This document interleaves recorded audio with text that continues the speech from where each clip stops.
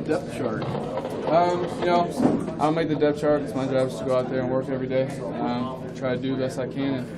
And we've all been working out there. All the wide receivers have been working hard and trying to earn their spot. So it's a really good environment we got out there and a really good group of guys. So it's fun. When were you told in the week that you were going to start? Last week? Yeah. So last week started out same as normal, and then some guys got banged up, and we moved to R, so I kind of had to move outside a little bit, and I made some plays, and he liked me, and I was told probably Thursday, Friday, kind of I got the nod that I was going to either start or play a good amount. And so I told my parents, and that's what happened. Your dad's pretty busy on Sundays. I mean, was it a scramble for him to get to Lincoln and kind of get things figured out on short notice? Yeah, it definitely was, especially because I said like Thursday, Fridays when I knew, so I kind of texted him like, hey, I might play this week a little bit. And then so my mom and dad said they had to come, and they were able to get a ticket late and get a hotel room late, and they were able to be here for us, so it was awesome. When did you know with the new coaching staff and all that, when did you feel like I got a chance to make it work with this coaching staff? I think early. I mean, they say like no fear of failure, so they really preach that and they really practice that in the field. So they get everybody reps, everybody a chance to make plays, and we saw that in spring ball and our walkthroughs even before spring ball that everyone's going to get reps, and if you can play, you're going to be out there playing. So from the very start, what they were preaching and what they were showing out there, that everyone knew that they could play here and they can play here, and just a matter of when they will. Hey, Kade, why weren't you recruited very heavily out of high school? I mean, as far as offers, you had great numbers. I mean, what did coaches tell you why you weren't getting offers back then? I mean, that's a good question. I mean, I wish I knew the answer to it. It's probably has to do with my speed a little bit. I'm sure that has to do with it, but honestly, I can't tell you.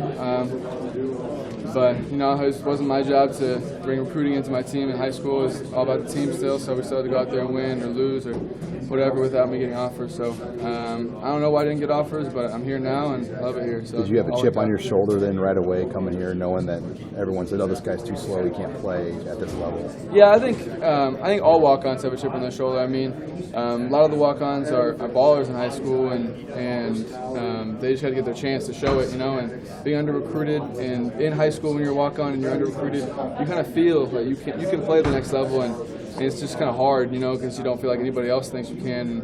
And so coming here, you got to have a chip on your shoulder. You got to be ready to show people what you can do. And we have a ton of good walk-ons, great walk-ons here that have a chip on their shoulder and know they can play, and they're out there balling. So. When Walters told you guys, hey, whoever grades out the highest is going to play, was there a part of you that was still a little skeptical of like, well, we'll see? No, he's a man of his word. I trust him, and I mean. I think a lot of guys balled out last week, and so a lot of guys are going to get the chance to play, and a lot of guys played during Michigan when they did really good that week. So he's a man of his word, and I trust what he says, and I trusted him last week, and I got to play a little bit. Kade, could you discuss your journey here as a walk-on? How did you end up here? Yeah, so as you said, I wasn't very recruited, so I didn't have really any offers at all, and I was going to walk on. Arizona State was hometown, 15 minutes from my house, and then a GA named Blair Tusshouse was coaching my high school, and he was a GA here at the time, and he goes, hey, Nebraska's awesome. I'm sure you all know that, but Nebraska's awesome. You got to come take a visit here. So I was like, all right, I'll come take a visit, and I came here, and he kind of walked me through things, and I love the last coaching staff. I love the environment, the fans, the stadium, everything. I like Big Ten a lot. The Big Ten environment, it's their pro football. So all that in a culmination, I wanted to come here, and they let me come here, and I loved it ever since. How much of a chore is it to have the last name and have your dad be who he is? I mean, yeah, there are some perks, but obviously, I mean, on everything you see, I'll always be Kurt Warner's son. So, chip on my shoulder, trying to get that part of my name, not a race, but just so I'm just Kade Warner. But I mean, he is a vital part of getting me here. So, I mean, I got to respect that, and I wouldn't be here without him. So it's not a big deal. Does he throw to you a lot? Yeah, I mean, whenever I'm home, either he throws to me or he'll be training quarterbacks and wake me up at 8 in the morning to go catch for them. So he's a big part of who I am today. You ever try playing quarterback? When I was young, when I was real young, he'd kind of push me out there and say, hey, you want to throw around a couple balls? And after a couple balls, I'd move right back to what I was, center at the time. So the closest I could get to quarterback. There's such a history here around the walk-on program, and typically you think of guys that are in state. So, and do you still sort of take pride in that mentality, even though you're not originally from Nebraska? Yeah, I mean, even like with this fan base and this history, it kind of you take pride in being a walk-on here just because of the history and the fan base and how much everyone really cares about the walk-ons and everyone here. And then you get here and you meet the other walk-ons and you realize they're just like you. I know they're from a different state, or I'm from a different state. but they all want to play and they all want to work, and they're all hard workers. So they all have a chip on their shoulder like I do, and we all just want to get out there and play.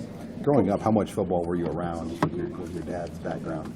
Obviously a lot. Like, I mean, I watched him every Sunday, which was awesome, and then Practices too, or? no, I didn't get to go to many practices. I went to a couple of his fall camps and stuff, but you know, I was a big football guy when I was young. I had a card, like a football card book, where I had every single card of every player and try to memorize as much as I can. And that was a big part of obviously him and knowing who he's playing and stuff like that. Where was your dad in that book? In that book, he was in the back. You know, we have probably 400 cards of his at home. So after a while, we're like, what do we do with the rest of these? We have 300 extra, but no, we had enough of his cards at home. So who was the first person in the book? Larry Fitz. Larry Fitz is my guy growing up. He's a baller. I try to model my game after him just because how well he uses his body and his hands and his work ethic and stuff. And he's always been close to my family, so he's a great guy. Has he given you pointers? Yeah, of course. I've reached out to him, and my dad's reached out to him, you know, just at ball drills and stuff, because he's the best in the game at, you know, looking over the shoulder or going up and grabbing it or making great catches. So I've reached out to him, my dad's reached out to him, and he's been a big help. Have you worked out with him? No, I haven't worked out with him one-on-one or nothing, but I've asked some questions. Coach said that you were a good teammate. That was the first thing. I guess what goes into you being a good teammate? What does he mean by that? Being a good teammate, you got to hold your teammates to a standard, and I always try to get out there and I try to push people to work and work harder than what they normally do, and I think that being a good teammate just keeps picking people up. I mean, they're making a bad play or they'll mess up, and you just got to say, hey, get back out there and do it again, and just give them encouragement, and I try to do that to all my teammates. Scott said yesterday that a couple of wide receivers had their best days of practice, and some guys overall had practiced harder than he'd seen them before.